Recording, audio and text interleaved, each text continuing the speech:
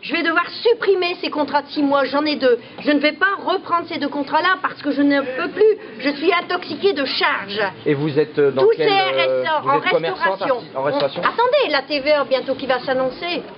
Vous vous rendez compte? On en a marre, on n'en peut plus. On va devoir augmenter. Les clients vont faire quoi? Ils vont déserter le restaurant, bien sûr. Vous allez faire quoi? Eh bien, on va devoir supprimer les seuls postes qu'on peut supprimer, c'est-à-dire les salariés, parce que les charges sont fixes. Quand vous mettez le pied le matin par terre, vous savez déjà que vous avez déjà dépensé avant de gagner. Et ça, c'est pas normal. Quand Hollande ou Pierre-Paul Jacques devient le prochain président, on s'en fout. Nous, c'est pas notre problème. Eux, ils ont leur salaire tous les jours, donc c'est pas notre problème. On s'en fout. Quel que soit le président de la République, il faut qu'il réalise que son chômage, il augmente simplement parce que les patrons ne peuvent plus. Moi, au lieu de payer des charges, je préférerais donner l'argent à mes salariés, qui seraient eux plus contents de venir travailler. Étudié au Sénat aujourd'hui. J'ai essayé de tout pour que je sois concret aujourd'hui, qu'on ne dit payer que 600 € pour ceux qui payaient 600 € l'année dernière. Ils ne peuvent pas, ils me disent que la loi c'est la loi. J'ai dit prenez des mesures d'urgence. Non, c'est pas nous. Ensuite, ils me disent c'est les impôts. Alors, c'est pas possible. Le mot d'ordre, c'est on paye simplement l'ancienne taxe professionnelle, mais il faut qu'on le fasse tous. Ça, on est d'accord là-dessus. D'accord, c'est la loi, mais pour nous, on ne pourra pas respecter. Pourquoi? Parce que certains ne pourront pas payer. Personnellement, c'est impossible. Il y a une différence. Ce n'est pas une loi. C'est pas une loi. Ça a été voté. C'est pas une loi. C'est une délibération. J'ai demandé que ce soit délibéré en urgence. On m'a dit c'est pas possible. J'ai dit c'est possible, on m'a dit non. Donc, la loi a fixé le cadre. La loi a fixé le cadre. Les communautés d'agglomération fixent je sais. C'est ce que j'ai dit. Mais bon, la seule chose qu'ils m'ont dit, c'est qu'ils allaient relayer la faute au-dessus. Mais bon, il faut arrêter aussi de nous prendre pour des idiots. L'argent qui est utilisé, parfois, eux devraient budgétiser un peu mieux leur agglomération. C'est ce que j'ai répété. Et le problème, c'est qu'ils nous disent non, pour l'instant, on attend que la loi fasse une nouvelle.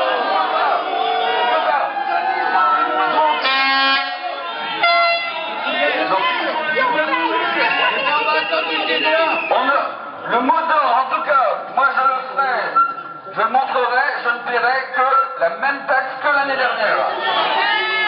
Ils seront poursuivis. Tu payeras 10%. Et qu'on vienne me poursuivre. On ne s'arrêtera pas là. On ne s'arrêtera pas là.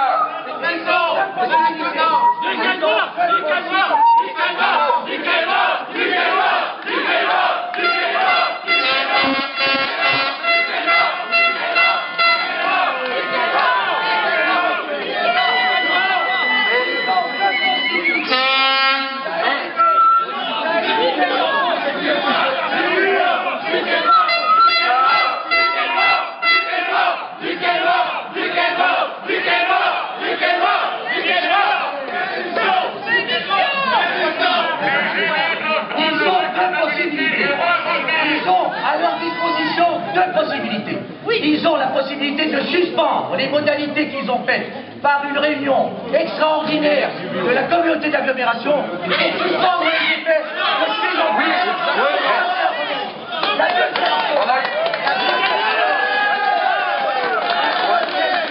La deuxième chose qu'ils ont comme possibilité, c'est de revoir leur budget et de déterminer. Je leur ai dit. Ils peuvent le faire. Ils nous ont dit. Le pire, c'est qu'on nous a dit qu'ils faisaient beaucoup d'économies.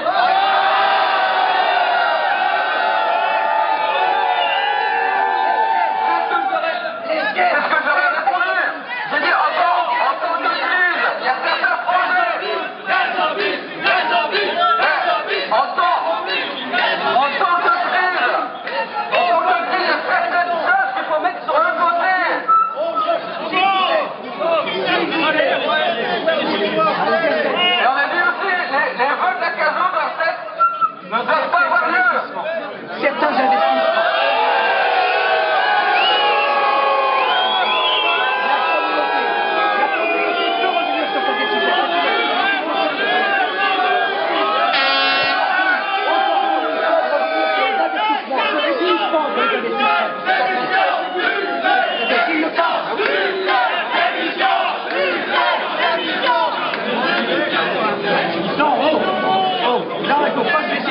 va payer, on va tous payer. Mais non, on va payer avec ça.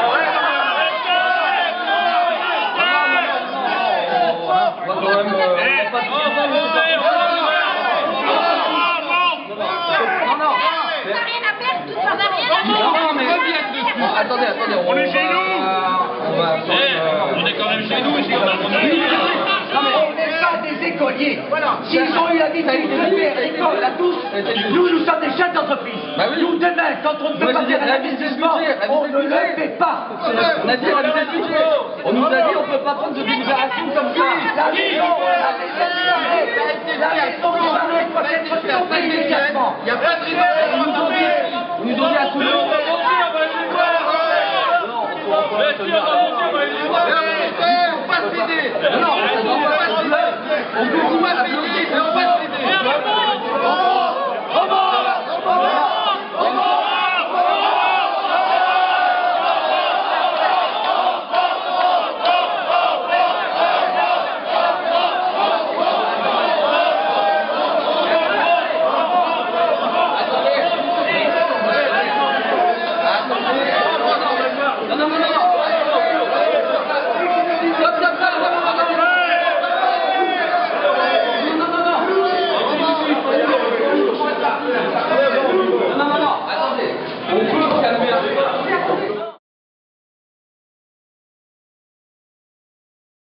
Financière, ça vous intéresse pas, ce qui vous intéresse. Sauf, je vais quand même le dire, je le dis devant les caméras, et je le dirai tout à l'heure, à 16h dans ma conférence de presse.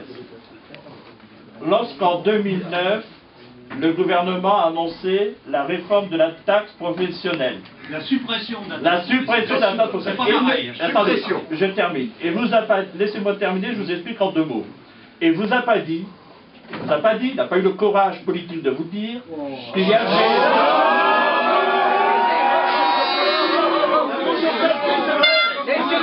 Laissez parler.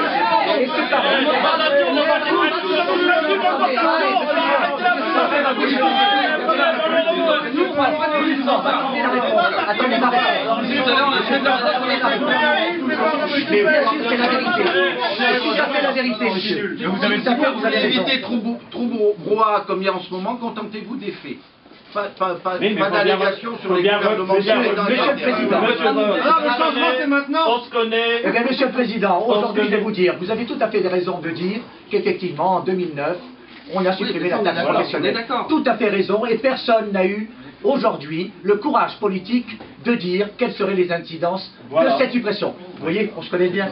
Voilà. Alors, Monsieur Strop, s'il vous plaît. Monsieur Strop, s'il vous plaît, vous permettez. J'ai manifesté. Monsieur Strop, vous permettez. Par contre, Monsieur le Président, aujourd'hui, force est de constater que nous savions que le transfert des charges que l'État allait imposer, tant aux collectivités qu'aux communes, allait de toute façon poser un problème économique. Quelles ont été les réponses que les communautés d'agglomération comme celle de Saint-Omer a apportées pour que ce genre de surtaxe n'existe pas? Quelles sont les économies que vous avez faites pour éviter cette envolée de ces taxes? Parce qu'aujourd'hui, Monsieur le Président, qu'est-ce qui se passe? Tout simplement, la CFE augmente. Et nous comprenons que vous devez avoir les moyens de collectivité que vous êtes pour investir pour nous, pour des projets structurants. Nous le comprenons très bien. Nous ne sommes pas des imbéciles. Nous ne sommes pas des écoliers. Je me permets. Pour autant, aujourd'hui, quelles ont été aujourd'hui les économies que vous avez pu faire ou que vous avez voulu réaliser aujourd'hui pour que nous n'ayons pas à payer ces taxes? Parce que, effectivement, c'était inscrit en ligne d'or. On le savait. Mais aujourd'hui, les entreprises que nous sommes 3 fois, aujourd'hui, sous le couperet. 4. Nous payons la taxe d'enlèvement d'ordures ménagères. Vous le savez. Vous le comprenez. Donc, 2 000 € en ce qui me concerne. Nous payons la taxe pour les transports collectifs. Puisqu'en... Nous payons la taxe sur les transports Eh bien, excusez-moi, Monsieur Strauss, excusez-moi, Monsieur Strauss, je n'en ai que 14. Excusez-moi, M. Strauss, que 14. Est-ce qu'aujourd'hui, nous, ce que nous demandons, M. le Président, c'est la transparence de ce qui est fait aujourd'hui dans la communauté d'agglomération. Parce que si je reçois des lettres d'information de la mairie de Saint-Omer, de M. le Président de la CASO, de M. Bonnier, de l'environnement, je reçois toutes ces lettres d'information. Ce qui me manque le plus aujourd'hui, c'est de savoir quels sont les investissements, quels sont aujourd'hui les plans d'exploitation. Parce que nous-mêmes, c'est notre argent. Et nous ne comprenons plus ce qui nous arrive. Parce que nous n'avons plus les moyens de payer. Alors effectivement, il vous est tout à fait possible, monsieur, de revenir par une simple décision. Par une simple décision communautaire, de suspendre les effets. Parce que si la loi est la loi, les décisions communautaires, c'est vous qui les avez prises. Sauf à dire, Monsieur le Président, que c'est vous qui avez pris la décision et que vous pouvez revenir sur ce que vous avez voté. Vous avez voté. Vous pouvez revenir dessus, parce que c'est une décision qui n'appartient qu'à la communauté de communes. Quelle est votre réponse? C'est tout, ce sera une S'il vous plaît, tant mieux. Monsieur le Président, quelle est votre réponse à ça? Voilà ce que nous voulons, en dehors de tout débat politique, parce que nous défendons que nos entreprises. Au moins, ayez le cran de le faire, nous aider. Que nos entreprises, que nos entreprises, ayez le cran de le faire que maintenant. nos entreprises, parce que, Monsieur Strauss, quelle entreprise que vous avez dirigée, vous? Quelle entreprise avez-vous dirigée, monsieur? Quelle entreprise avez-vous dirigée? On va bien savoir quel est celui qui a 14 salariés comme vous ici. Monsieur Strauss,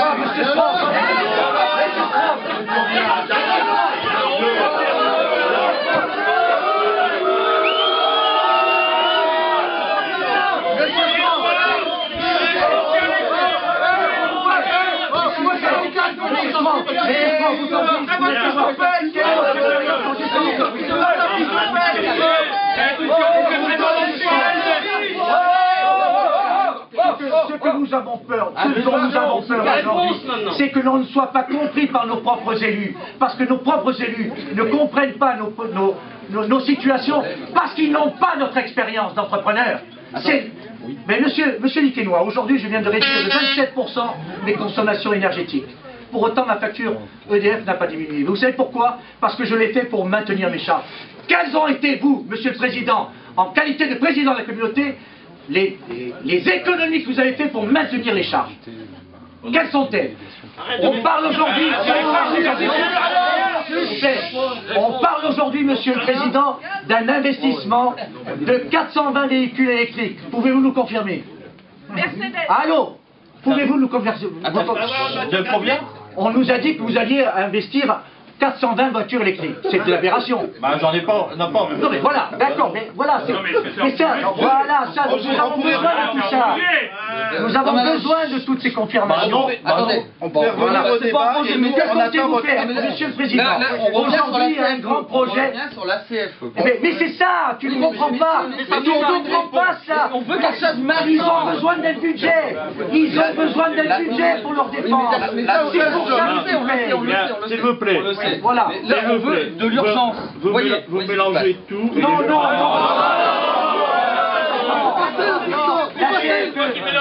La CFE est une recette qui va être budgétisée. Attendez. Monsieur le directeur général des services, la CFE est bien une recette qui va être budgétisée. Vous êtes d'accord avec moi? Nous parlons de la même chose. Elle est bien. budgétisée. Quelles sont aujourd'hui les économies immédiates que nous pouvons faire pour supprimer cette augmentation de nos charges? Votre salaire, peut-être. Non, mais ça, je m'en fous. Mais quels sont les investissements que nous pouvons suspendre immédiatement ou retarder? Bonne question. Quels sont-ils, Monsieur le Président? Quels sont-ils, Monsieur le Directeur Général des Services? Aujourd'hui, là, je veux répondre sur la CFE, ce que nous avons dit tout à l'heure. Mais c'est général, Monsieur le Président. Non, mais attendez, après j'arrive à vos représentants. Je ne reviens pas sur tout ce que j'ai dit techniquement pour arriver comme ça, comment nous sommes arrivés à la CFE et comment la CFE a été créée. C'est le législateur. Point. Bien sûr. Donc, mais les modalités, c'est vous. Nous sommes... Les modalités, c'est vous. Alors, attendez, je vous laisse parler quand même. Je vous en prie, Monsieur le Président. Non, Monsieur le vote, permettez. Je vous en prie. Je m'assois. Sinon, je ne discuterai plus. Je m'assois. Bon. Pour vous dire que nous sommes arrivés à une situation législative qui nous a demandé de délibérer pour fixer un seuil, une base. D'accord? Lorsque nous avons demandé pour fixer cette base des simulations aux services fiscaux, et vous savez très bien, monsieur Lopes, parce que vous avez été un peu dans la partie, que personne, à l'époque, a été capable de nous dire, de nous faire des simulations financières des différents contribuables. Parce que nous ne possédions pas la liste des contribuables et surtout, le Conseil constitutionnel qui a abrogé qu'il ne peut pas y avoir de différence entre contribuables, qui n'a pas fait la différence au-dessus de 100 000 € entre chiffre d'affaires et bénéfices, qui est une erreur monumentale de la loi, et je suis d'accord avec vous à 200% et 300%, qu'aujourd'hui, nous avons délibéré pour 1500 € et 4005 en base sur un taux qui est le plus faible, je donne l'information, de 26 et des brouettes et des poussières, 26,84. Bien. À partir de là, 1500 €, 26 par 84, dans les 408 ou 403 € pour les affaires en dessous de 10 000 €, 100 000 €, et ceux qui étaient juste au-dessus de 100 000 € passaient à les 4 500 € multipliés par 26.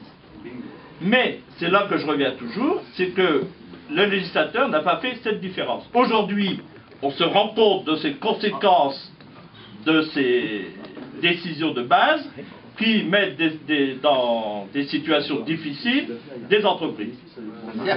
En 2012, qu'est-ce que nous pouvons faire? J'étais au Congrès des maires cette semaine, à Paris tous, vous l'avez vu ou entendu, le ministre de Cahuzac, du budget, le ministre Moscovici des Finances, se sont engagés, ainsi que le président de la République devant 10 000 maires en congrès, dans son discours général, de revenir et de légiférer sur cette loi. Aujourd'hui, la commission des finances du Sénat, ce matin même, est en train d'y travailler. Donc, aujourd'hui, nous attendons les nouvelles dispositions législatives. Vous savez bien, monsieur Vol, que nous sommes obligés de respecter la loi et la législation. Donc, pour 2012, ce que nous engageons à faire dès aujourd'hui, nous envoyons des lettres, puisqu'ils nous ont demandé de faire remonter les problèmes du territoire, des territoires.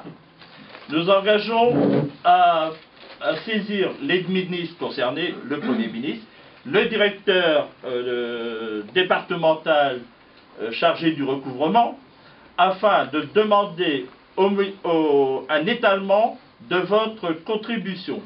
Le ministre...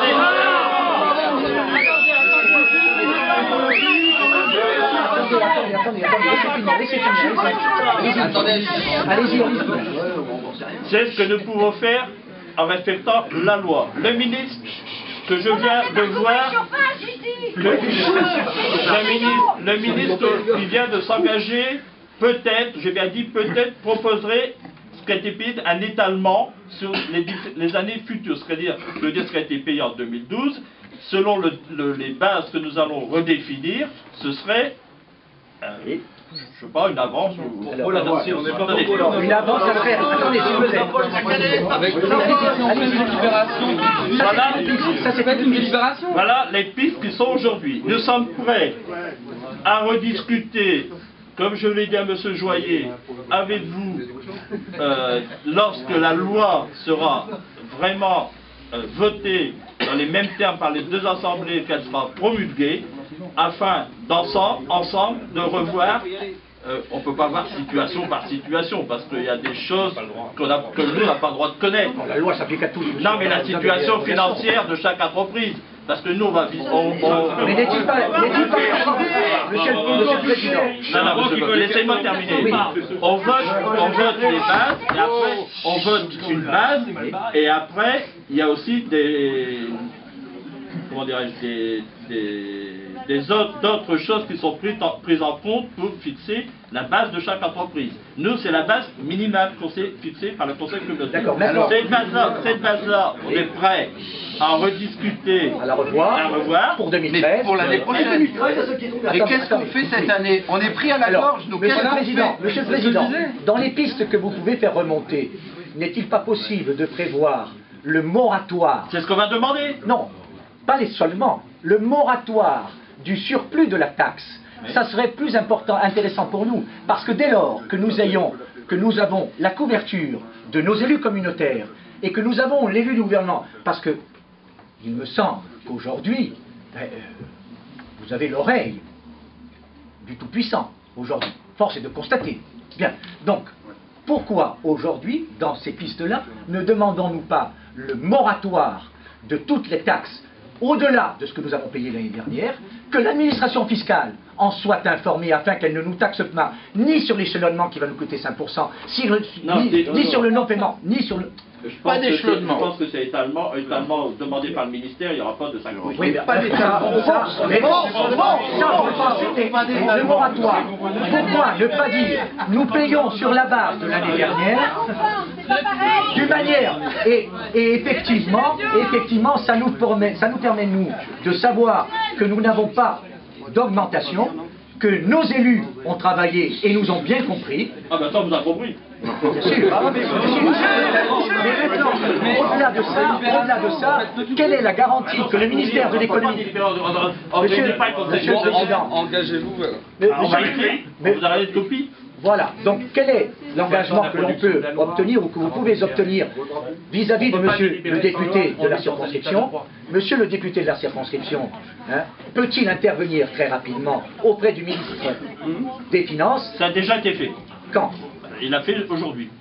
Et mais ça, j'étais pas au courant. Si, parce que nous en avons parlé hier en commission de groupe. D'accord, donc c'est fait. Donc, quelle est cette réponse qui peut nous amener afin de savoir que nos entreprises ne seront pas taxées au-delà de ce qu'ils ont payé l'année dernière et que nous en ayons la certitude. Et qu'ensuite, nous puissions travailler, puisque nous sommes partie prenante de ces taxes, avec vous, sur la manière dont vous élaborez ces taxes, pour que nous les comprenions bien, et que nous soyons vraiment partie prenante de l'économie et du développement économique de notre région. Parce que nous sommes aujourd'hui, d'après ce que je comprends, les principaux incitateurs de cette économie. Voilà. Donc voilà ce que je veux.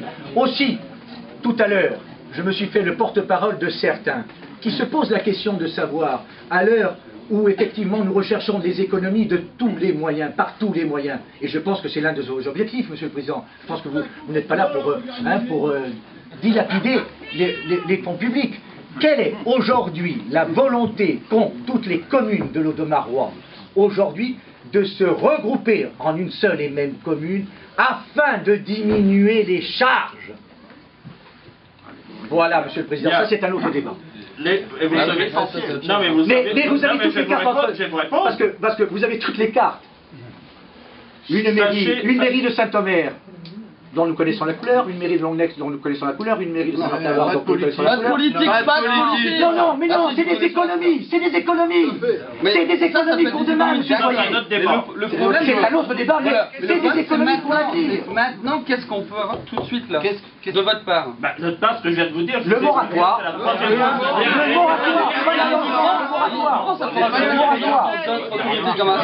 Engagez-vous, faites un papier, il y a des délégués. Non. Vous êtes assez nombreux là, non? Là, c'est pas le président qui va écrire, je vais écrire au nom du bureau. Oui. Ça veut dire qu'on représente l'ensemble des communes. Nous avons compétence, le bureau de décision du bureau. Ici, ils sont là tout seuls, il y en a quelques-uns qui sont partis. Vous avez peut-être dû croiser, parce qu'ils sont partis.